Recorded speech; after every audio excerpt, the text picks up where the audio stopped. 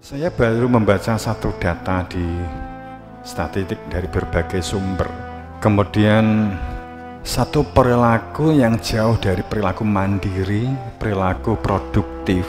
Posisinya Gen Z saat ini adalah generasi terendah. Ini kamu harus hati-hati, kamu harus waspada. Ada apa begitu?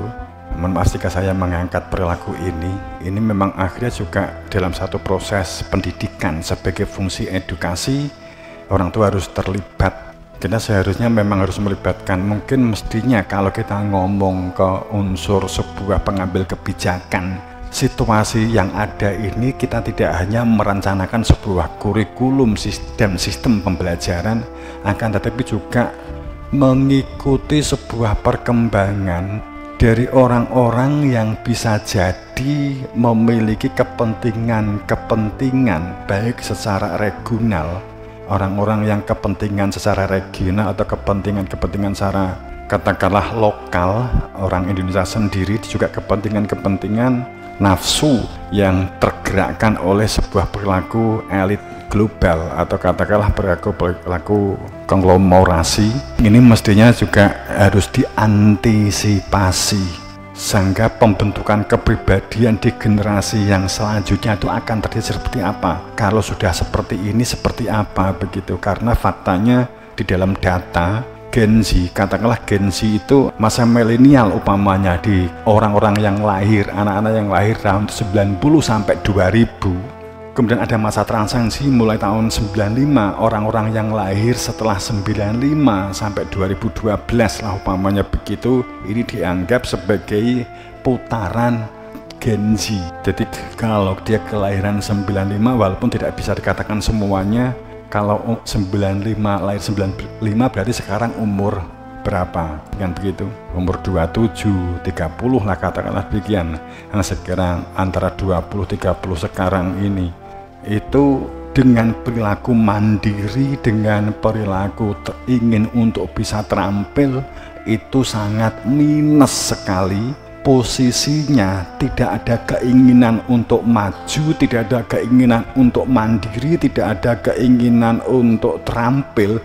Itu adalah sampai mencapai rata-rata setiap negara seperti Amerika saja itu adalah 16%.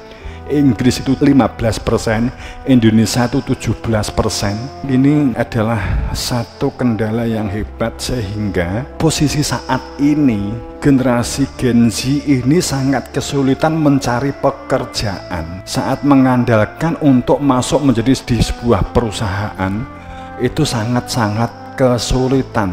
Satu sisi itu, sisi yang kedua, Gen Z ini orang yang perilakunya, anak yang perilakunya suka menuntut, selalu mengedepankan penampilan daripada kepribadian.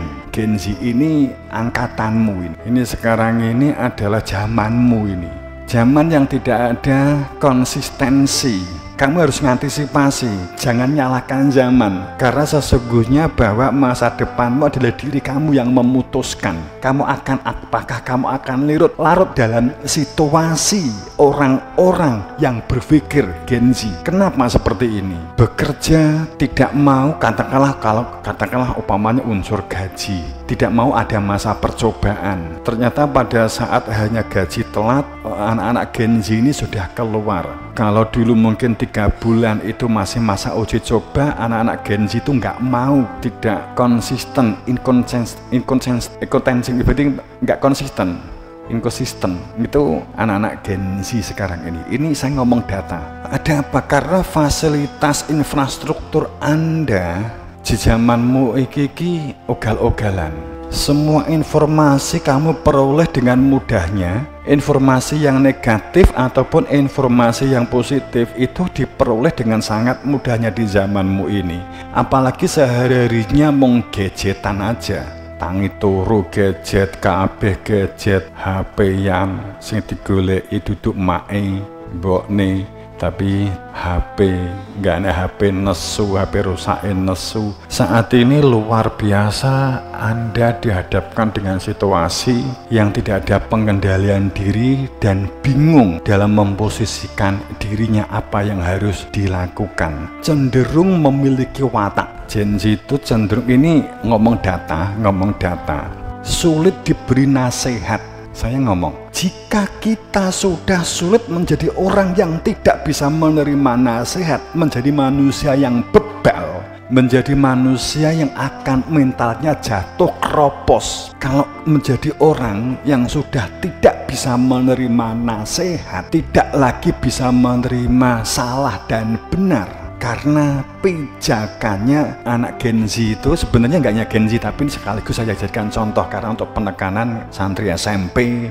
SMA, STT itu sekarang ini anak-anak Gen Z. Walaupun tuduhannya ada satu kasus di satu sekolah itu puluhan anak itu sudah SMP belum bisa membaca, bisa menulis dengan baik, atau bahkan masih banyak yang buta huruf, nggak bisa menulis, yang diolok sekolahnya. Yang ngolok netizen itu mungkin juga lupa kalau ada kejadian situasi selama 2 tahun sampai 3 tahun tidak boleh keluar rumah, semua belajar dari rumah. Siapa yang jamin? Tahun 20 teko rolikur itu akhirnya dampaknya banyak. Cah saiki teko wis SMP itu banyak yang tidak bisa membaca dengan baik, tapi orang tuanya mengolok sekolah pada saat nggak bisa membaca, padahal itu adalah warisan saat dulu SD-nya. Sehingga pada saat sekarang di kelas pitu, wolu, songo itu banyak yang tidak bisa membaca dengan baik dan mentalnya juga kena dampaknya.